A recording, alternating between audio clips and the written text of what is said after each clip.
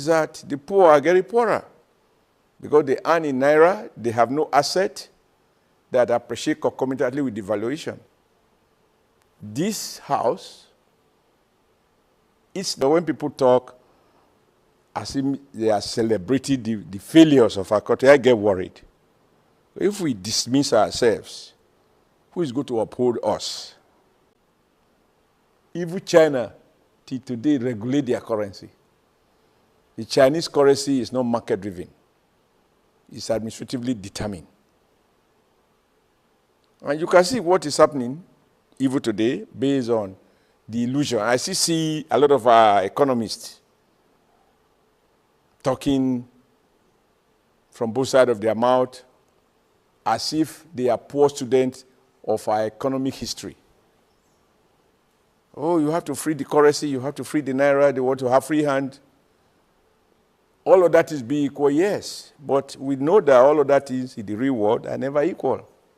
And what has simply happened is that the poor are getting poorer because they earn in naira, they have no asset that appreciate concomitantly with devaluation. This house, its naira value 2 years ago, today the naira value of this house has appreciated because it contains of foreign content. And if you talk to people renting houses, they will tell you, once the landlord hears that naira is devalued, he's looking at the cost of replacement, he increases rents. So the policy hasn't worked, but more importantly, we are still more and more import dependent. Where is Dunlop that was producing tires? Where is Michelin that was producing tires? For clarity, this does not die during ABB. Right? They were booming then. But I'm saying that fire, you know, there's a say in my language. A madman put fire somewhere in one place when he was going to the farm. When he was coming back, the tea had a gulf. And when they asked him, he said, no, this is where I set fire. The one that is burning there, I'm not responsible. But it is the fire you set here. So for me, there are some of those things that no government seems to have courage to say, no, these policies have to stop. Both successive military and successive civilian government. And even now, because I don't believe that there is such thing as naira finding its level. You can't find what does not exist.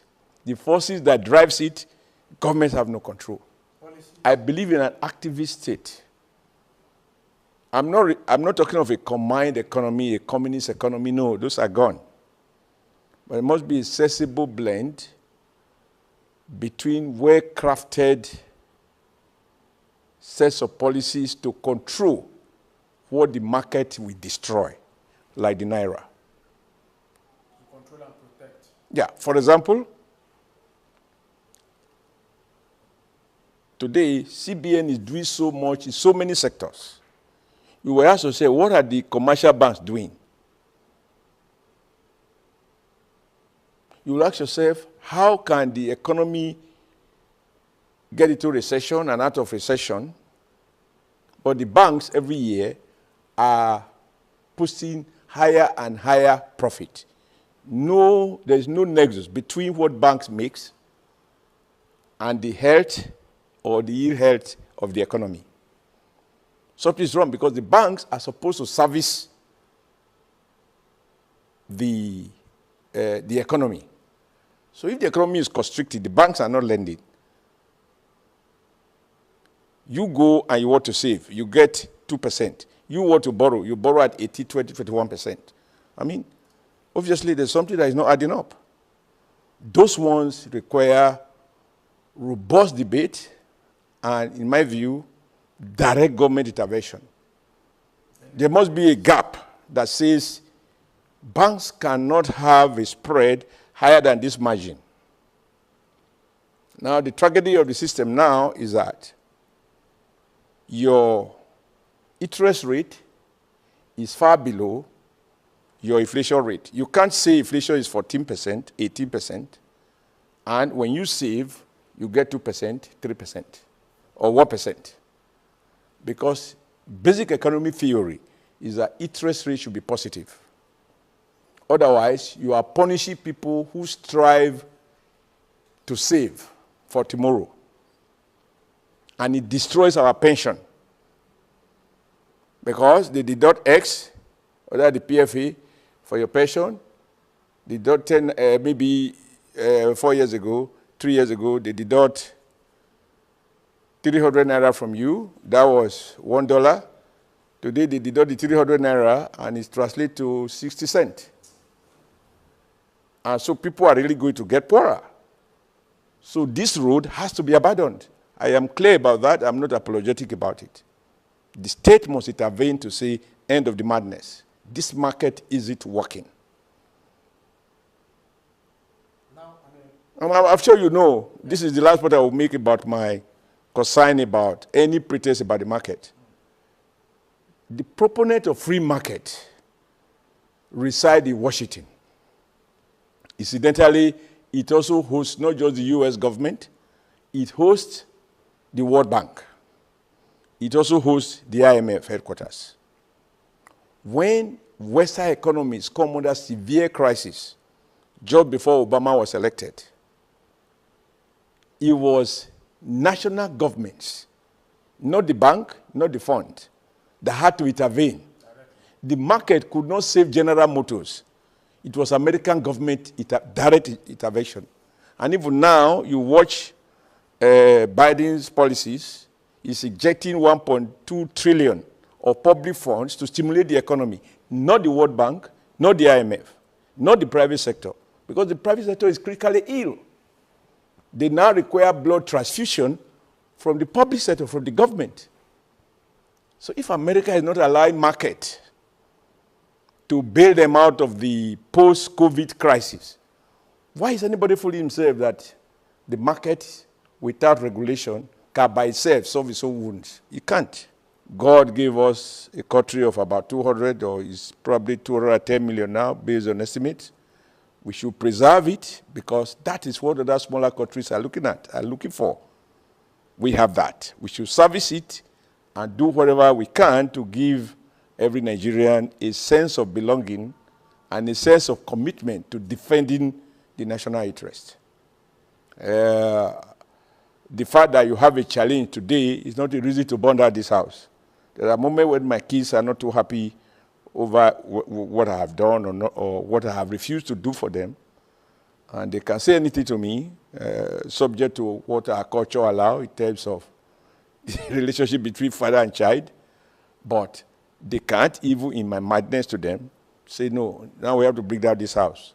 No, the house must be protected, while we as occupants can have our contestations and even a fight, not fighting to kill, just to reestablish another order. So, for young people like you, you must see beyond, you must have faith in your country. Because when people talk as if they are celebrating the failures of our country, I get worried. If we dismiss ourselves, who is going to uphold us?